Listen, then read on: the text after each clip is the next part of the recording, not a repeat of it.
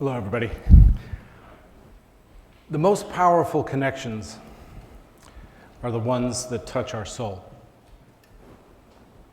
I had that kind of a connection with my grandfather. When I was a little kid and I would occasionally run into problems, he would always be there for me with open arms and a great big hug.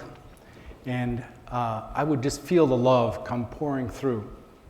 And somehow I would just know that everything was going to be all right.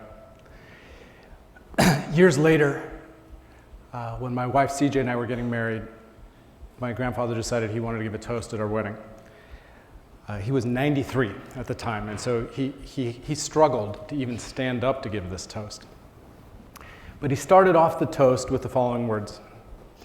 He said, Gideon has had his hands wrapped around my heart since the day he was born.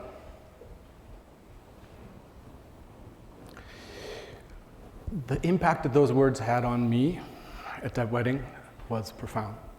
But it was also on the people that were there in the room. And they felt that connection. The most powerful connections are the ones that touch our soul. My question for you tonight, since the theme of the program is powerful connections, is it possible to have that kind of a connection, a soulful connection, with an organization? Now, I believe the answer to that question is yes, that it is possible to have soulful connections with organizations, and I believe that's true because I've had them.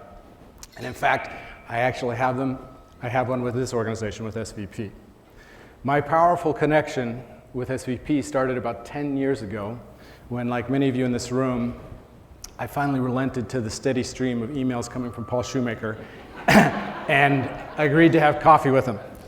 Over the course of an hour, he asked me lots of questions about what I was interested in, and a few weeks later, somehow I found myself in a room with a dozen or so other people who'd also been convinced to join SVP's first environmental grant committee.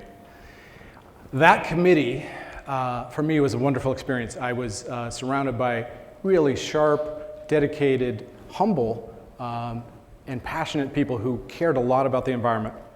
Now, one day, as part of my work on that grant committee, I found myself in the offices of an organization called One Northwest. And One Northwest has since changed its name to Groundwire, so that's the name I'll use tonight. So I'm in their offices. Now, this is in a set of offices in a marina just south of the Ballard Bridge. Pretty run down. We're sitting in this office, and I'm about halfway through the meeting with these guys when it dawns on me that there's no executive director at the table with me. And I think, now that's kind of strange for a meeting with a potential funder. Why would they not have an ED there? So I ask about it. And as the words, "Oh, we're searching for a new ED," hit my ears, something strange happens. Everything slows down and starts to become hyper real. I'm serious. And I remember actually the water from the marina outside was there was light reflecting off of it onto the walls around me, and that added to this very surreal sense that was building inside of me when suddenly I realized, oh my God, that's my job.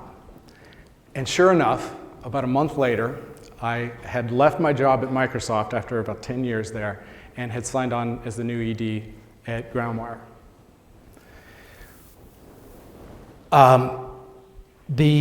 I have to tell you that job was the best job that I have ever had in my life. The sense of meaning that I gained from that job was profound. It shifted me from corporate guy to social change guy. And I'll always be thankful to SVP for the catalytic role, the catalyst it played in my life in helping me find that deeper part of myself. It really was one of those powerful connections that touched my soul. As the new ED at Groundwire, one of the first things I did was I started trying to recruit SVP partners onto the Groundwire board. And 13, that is how many SVP partners we eventually got onto the Groundwire board. Not all at the same time, but over the course of 10 years. And now that may sound like a lot, and it is, but that's only because if there's one thing I know about managing organizations, it is really the power of surrounding yourself with the best people. Now, a few years after that, Groundwire, and actually after a couple of tries, Groundwire was lucky enough to have been selected as an environmental grant recipient from SVP itself. The perspective that I gained from being a grantee of SVP actually even made me appreciate this organization even more.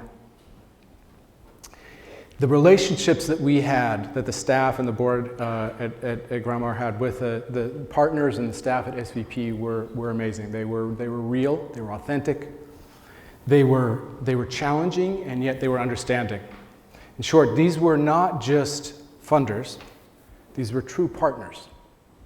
And as some of you, I noticed that some of you are executive directors in this room, you will know that I'm not exaggerating when I say that sometimes the job of an ED can be a lonely job. And I found that the connections with these people in this organization helped me to know that I wasn't alone. That there were others out there who cared just as much as I did about whether or not Groundwire succeeded in its mission.